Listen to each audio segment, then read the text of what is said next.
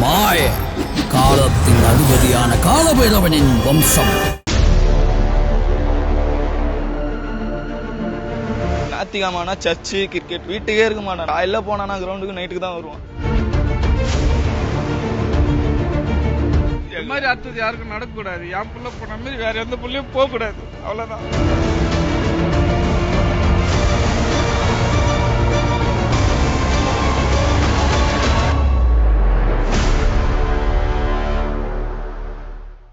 கிரிக்கெட்டை உயிருக்கு உயிராக பலரும் நேசித்து வருவதை நாம் பார்த்திருப்போம். இந்நிலையில் கிரிக்கெட் விளையாடுவதையே முழு மூச்சாய் வைத்திருந்த கல்லூரி மாணவன் விளையாட சென்ற போது பலியான சம்பவம் குடும்பத்தினரை பெரும் சோகத்தில் ஆழ்த்தியுள்ளது. சென்னை வியாசர்பாடி பெரியார் நகரை சேர்ந்த 19 வயது இளைஞர் ஜாக் டேனியல். இவர் அண்ணா நகரில் உள்ள கல்லூரியில் பிகாம் 3ஆம் ஆண்டு படித்து வந்துள்ளார்.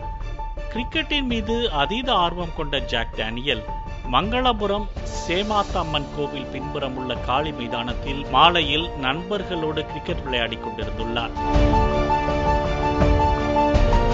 அப்போது மைதானத்தின் அருகில் உள்ள தடுப்பு சுவர் அமைக்கப்படாத குளத்தில் பந்து விழுந்துள்ளது.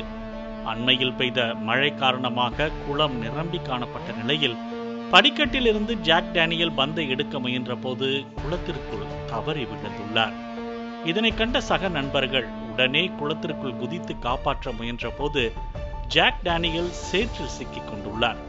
பின்னர் காவல்துறை மற்றும் தீயணைப்பு துறைக்கு தகவல் தெரிவிக்கப்பட்ட நிலையில் சம்பவ இடத்திற்கு விரைந்த காவல்துறை மற்றும் தீயணைப்பு துறையினர் ஜாக் டேனியலை மீட்டு KMC மருத்துவமனைக்கு அனுப்பி வைத்துள்ளனர்.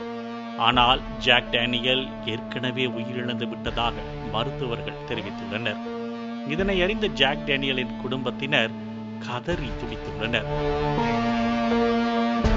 என் மகனுக்கு நடந்தது போல யாருக்கும் நடக்கக்கூடாது என்றும் உடனே குளத்தில் தடுப்பு சுவர் அமைக்குமாறும் உயிரிழந்த ஜாக் டேனியலின் தந்தை கோரிக்கை வைத்துள்ளார். அங்க வீட்டாண்ட கோயில்ல ரோட்ல விளையாடும் போது பால் உள்ள விழுந்துச்சு. அது இப்பதான் புதுப்பிச்சுக்கிறாங்க. அந்த குளம் இன்னும் தடுப்பானலாம் கட்டல. அது பால் எடுக்க போய் வழுக்கி விழுந்துட்டான். உள்ள அதோட உயிரோட வரல.